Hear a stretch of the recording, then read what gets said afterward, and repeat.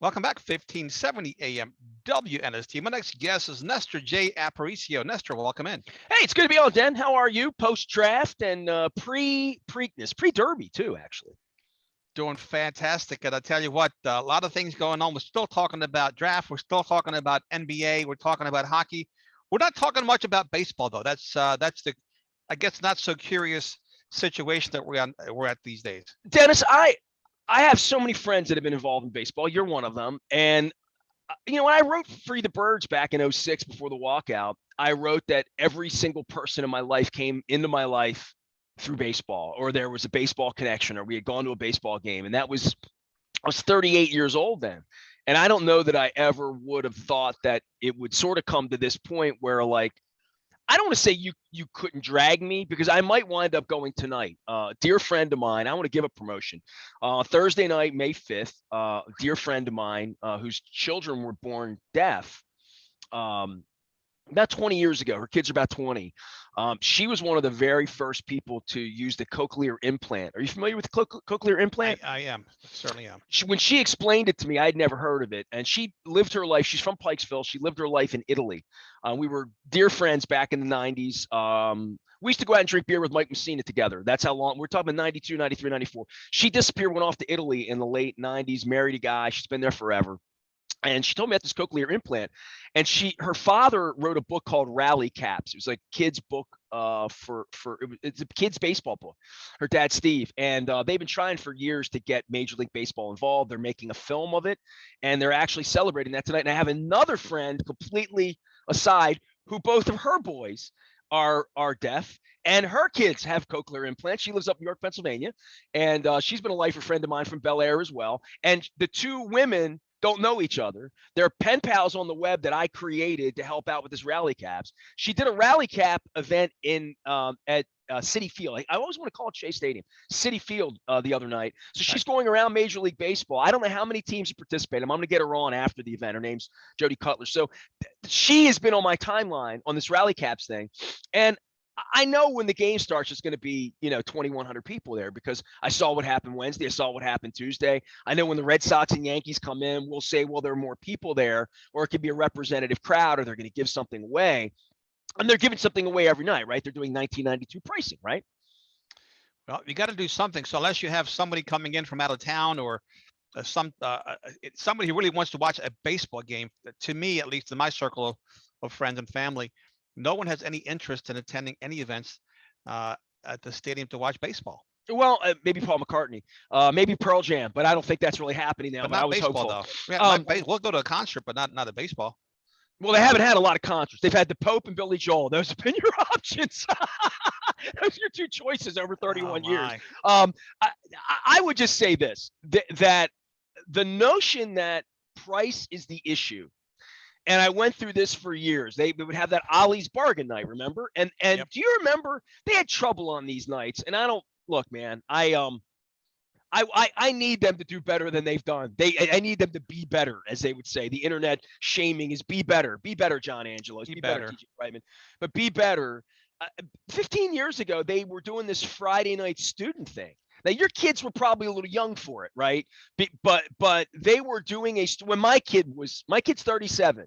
When my kid was 20, 21, 22, 23, which it gives it, when I did the walkout was 06. My kid was 21 then.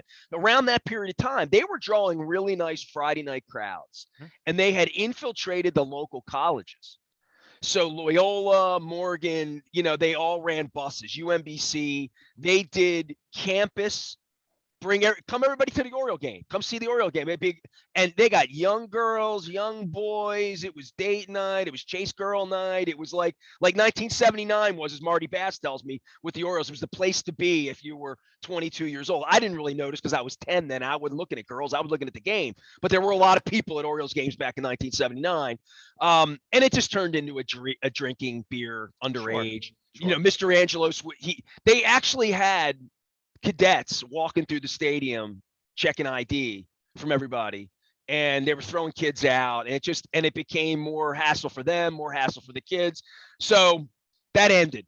But I remember going to those games and seeing 35,000 people when they were skating on 10 or 12 on a Tuesday night. Now they're skating on friends and family. I mean, have you seen the crowds? I mean, or have you seen? And I'm not talking about en masse. I'm talking about when friends of mine go to the game. They say, "Oh, first game this year." They take a picture and they put it up online. They're like, so happy to be back at the ballpark. And all I do is count the heads. And these, and I show it to my wife. I'm like, oh my God, Nobody there. how can there be this few people there? And it's not a price issue. And that's where I'm going with this, from a higher level, to say there was an Ollie's bargain night, tickets were $5, that would be the differentiator for someone. Because my dad was poor, right? I mean, I grew up poor. I grew up in Dundalk. My dad never bought a box seat. I always tell the story. My mother bought me a box seat one time on Mother's Day in 1979. We saw Dennis Martinez throw a 5-hit shutout against the Angels. You can look it up.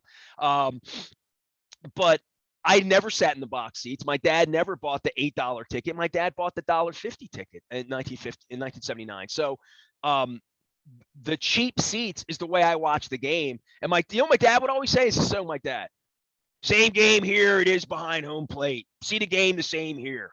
So getting in cheap used to be the reason you went 30 times, right? I mean, come on, man. If it's $80 a night, you're not going to 30 games.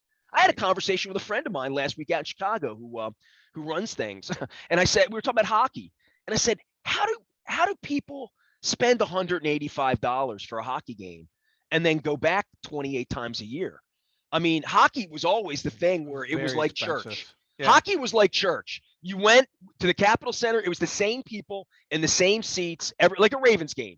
Same people every week, 85% of the same people in the same seats, because they went to every game. It was, Capitals play twice a week at home for 6 months. They're away for 10 days at a time. You go to 30 of the 40 games if you love the Capitals and you had a season book, and the season books were $23 a ticket, $50 a game back in 1999 or whatever. Now all of a sudden it is completely an event. And I talked to Marty Conway about this. The perception of baseball, the perception for a fan is the last time you went, it cost a lot. And the next time you'll go, it'll cost a lot. And as Marty says, a baseball fan, a typical old white baseball fan who lives in wherever, Westminster, Eastern Shore, more than 20 minutes away from the ballpark, further out than Bel Air. If you're that fan, you make one appointment. Luke Jones's family. They come to one game, they pick a game, they bring mom, they bring the kids, they do it on a Sunday, they get a bobblehead, they buy their tickets for $412 online for June 18th, and they go. And they don't think about any other nights. They don't consider any other nights. They're like, ball game, out of town, expensive. I'll go. I love it. I'll go once. And that's it. And if they make the playoffs, maybe I'll go back again. The weather's right. But that's where baseball has taken itself, not to a point where my dad and I go down 3 nights a week or 4 nights a week, because for a lot of people, you can't afford it. You can't afford it if the upper deck seats are $30. You're not going down there 4 times over the weekend, I don't think. So I do think there's a price point, aside from the losing, aside from the awfulness. But there is the Orioles are home. It's 72 degrees. How much are tickets? Oh, that's $140 night?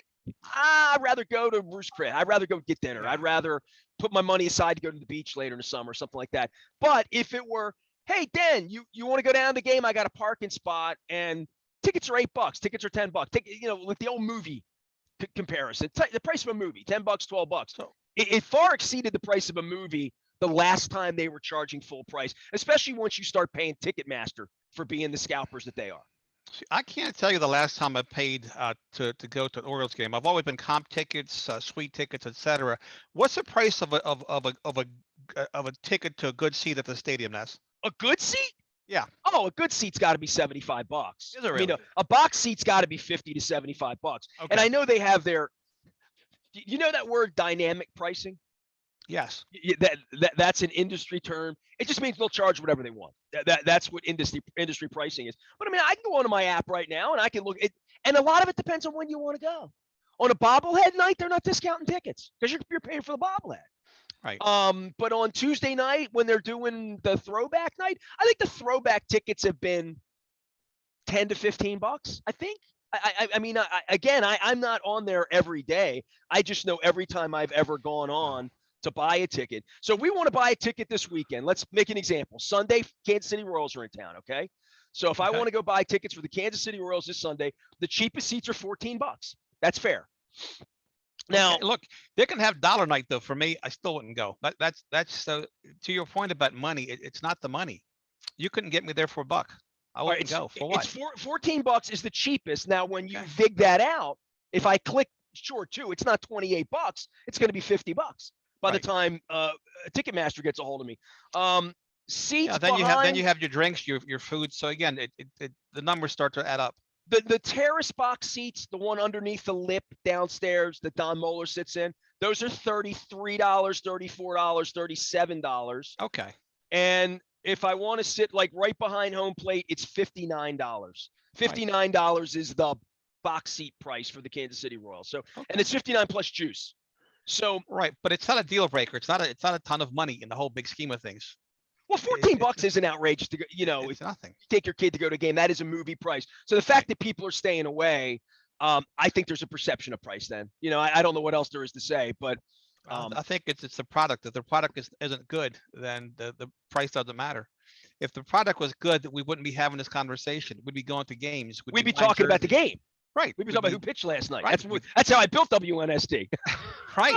Yankees are in town, right? Otani's in town. Let's go see him. We'd have some good storylines, right? Versus the disaster that it is. But Well, it's a people, sadness for me. I mean, just the fact that it's out of my life in that way. Because I loved it. My last name's Aparicio. Baseball was did. my life. but I it's built not this even on a baseball. consideration for most people in the metropolitan area. It's just there's no top of mind awareness for the product, for the brand. It just isn't. I don't even look at the score anymore because more than likely they're going to lose. They're not a competitive team, Ness. I had a conversation off the grid this week with someone who knows TJ Brightman. So TJ Brightman, people don't know who that is. They may know his wife Anita more from A Bright Idea. She's a marketing woman. TJ Brightman ran my competitor's radio station 20 years ago, 1300, and he's been in the sales game with John Angelos. He's bunkies with John Angelos. He has run the Orioles since Bob Ames left, so before the plague. I guess TJ Brightman's been there about 5 years or so. And I think to myself, and I talked to somebody last week about this, about what a turnaround would look like. And you and I have talked about this. We've dabbled in this because you and I mainly talk football. We'll talk about fishing. We'll talk about golf, anything other than this. But the notion that they have an off season and they have employees and there are networking events. There was an accelerant event this morning up in Hunt Valley. There are events around town. I have a full radio station that has invited them on for 17 years and an audience of over 100,000 people. And they have considered me to be dirt. They want nothing to do with me. Luke's at the ballpark every night that he's not at the wrestling matches. He was at the wrestling matches the other night. Yep. And they don't maximize their initiative, their efforts. I would love to think that you're doing everything you can do to sell a car over Coons Ford that is legal and ethical and Sure. above board. I am doing everything I can do to help you sell cars that's legal and ethical and above board for you, for Window Nation, for Maryland Lottery, for our friends at Wise Markets, for everybody. I don't know that they get out of bed in the morning and say, all right, Nestor's a jerk, but he's here and he reaches people. Let's put the manager on with Nestor and let's talk about it. Let's put have TJ Brightman come and do a Reddit with Nestor and sit here and answer questions about how their organization is run and how the ticketing is run and how the bobbleheads are run and why people should come back to the ballpark and how they put safety measures in and how you can take food into the ballpark and how great Adley Rutschman's going to be and dude, I'm sick of that. I'm sick of we'll win one day and you'll show up. That has always been their. Everybody in the building thinks that, I got a great story for you. You want one? This is, and you'll know some of the people in this. Okay. You ready? I've never told this story and it was told to me recently and it's a 2-decade-old story. So is the statute of real limitations? Is that involved? 7 years gone. Is the statute still there? It's gone. So here's what happened. And this is inside poker. And I got this story this week. So this is before I did the walkout, back in the 2000 aughts. This is in the Flanagan, Beatty, Mazzilli era. Okay, so we're going back. Bunch of people gather down at the stadium. They have a new day, new sales, where they signed David Segui or whatever they did, that year, Jeff Conine, whatever it was. And they had a big meeting and down there, and they had new salespeople come in. And they give the presentation. We're going to win games. We're going to do this. We're doing this. We're doing this. We're selling this. We're going to get Chick-fil-A. We're sales meeting, right? They said, now we want to introduce you to Luchasaurus. And Lou's going to say a few words. Hi, I'm Peter's brother-in-law. If you guys need anything, I'm the liaison to ownership. So anything, nothing's off record, but if you need ownership, see the guy in the orange jersey. Okay, great. So a few questions for Lou. What about this in sales? Tell me about your produce company. Tell me, how you related to Peter. Oh, okay. And then finally somebody stood up and said, can you ask ownership when we're going to start winning? Okay. Okay. So Lou says, now listen, because Peter would always say, now listen to me. Listen to me. Lou says, we got 2.6 million people in the stadium. We got sponsors. Jim Coons is still sponsoring us. We got people. We got 2.6. We got a television network. We got. He's like, and then he says in front of everybody in the room, I'd say we're winning already. Gotcha. Yeah. Understood. And at that point, the entire staff shut down for a week. They're like, right. Oh, we work here and you don't care about winning. Right. Oh, right. So you want me to sell your losing product? Right. Which is, we've learned out 18 years later, selling a losing product? No bueno. If your cars fell apart when they drove off the lot, nobody'd be back. Hey, give them credit for speaking the truth, though, right? He told the truth. They were winning by their measure, by their standard. Already winning. Already there. Already winning. Yeah. Well, yeah. Not a good way to. The truth, but doesn't feel good though when you're. I can't believe it took me 20 years to get that story, but it's not. There's nothing about that feels unreportable or out of line. No, of course right? Not. I mean, literally. It sounds credible and it sounds like it's the truth. Yeah, and that's why you remembered it. Well, I didn't remember it. Somebody else remembered. Somebody else was in the room, remembered it, and reported it to me. Okay. But 20 years later, and this person said to me when Free the Birds happened that they worked there and they hated me. Everybody hated me. And still does. I mean, TJ Brightman was there. That's why it took me a little while to realize, oh, he was there then. He was there when they were putting the Free the Birds signs in the warehouse. His employees were doing it. But that in retrospect, this person came to me and said, I hated you for a long time. And you're right. And remembered that. And that's where we are in 2022. Dennis, people think I'm such a jerk about the walkout and stuff like that. And my biggest fear was that I would have a radio station in 2022 with somebody like you saying, you don't want to talk baseball, do you? Nah, let's talk about something else.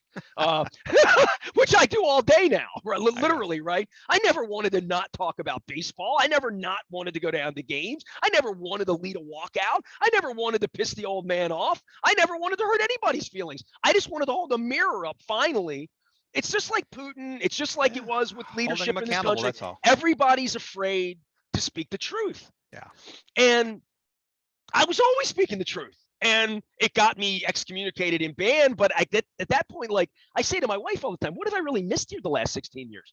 By not going down there 60 times a year like I used to do and getting to know every Melvin Moore and every player and waiting on Adley Rutschman with a notebook. I don't know. It's at the point that Adley Rutschman comes, I'll probably go to that game. And that might be next week, by the way, just so you know, like literally might be next week. Luke and I had a long conversation about that this week. That he and DL Hall and Grayson Rodriguez, when they get here, people will go. Baseball people will want to go and witness that. I think they're going to Bowie right now to see. Hey, let's hope they come back at some point. And that's always a pleasure having you on. Appreciate your passion. Did you make me rant 15 minutes about baseball? Did you do that to me? I did. And thanks so much for sharing that story about Luchasaurus. That's really a great story. We're already winning, Dan. We're alive. That's right. We're breathing. I appreciate you. Keep doing great things, Nestor. Have fun, man. See you. There he goes. There he goes, Nestor J. I appreciate you here. 1570 AM, Baltimore Positive. WNST will take a quick break and come back right after this.